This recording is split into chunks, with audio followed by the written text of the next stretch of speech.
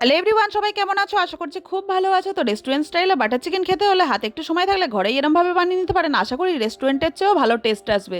তো প্রথমেই আমি চিকেনগুলো ভালোভাবে ম্যারিনেট করে রেখে নেবো। তারপরে এখানে আমি পেঁয়াজ, টমেটো আর রসুনগুলো কুচি করে কেটে নেবো। তারপর কড়ার মধ্যে সাদা তেল দিয়ে গোটা গরম মশলা দিয়ে সব কেটে রাখা জিনিসগুলো দিয়ে আমি ভালো করে নাড়িয়ে চাড়িয়ে অল্প ভাজা ভাজা হলেই স্বাদ মতো নুন আর অল্প পরিমাণে জল দিয়ে পেঁয়াজ আর টমেটোটা ভালো করে গলিয়ে নেবো।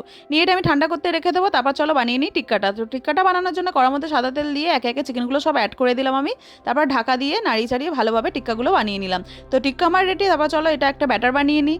তো ব্যাটারটা সুন্দর করে বানিয়ে নিয়ে ধৈর্য ধরে কিন্তু ছেঁকে নিতে হবে, নাহলে বাটার চিকেনের আসল টেস্টটাই আসবে না। তারপর কড়ার মধ্যে দিয়ে দিন বাটার, আদা রসুনের পেস্ট, লঙ্কার গুঁড়ো, কাশ্মীরি লঙ্কার গুঁড়ো দিয়ে নাড়িয়ে চাড়িয়ে আগে থেকে করে রাখা ব্যাটারটা দিয়ে দিন। তারপরে দিয়ে দিন একটু কাজু বাটা। কাজু বাটা দিয়ে ভালো করে কষিয়ে চিকেনটা দিয়ে ঢাকা দিয়ে 15 মিনিট ধরে কুক করে নিন। তারপরে দিয়ে দিন কাসুরি মেথি, আমুলের ফ্রেশ ক্রিম আর একটু গরম মশলা। আর পুরো ডিটেলস চ্যানেলে পাবেন।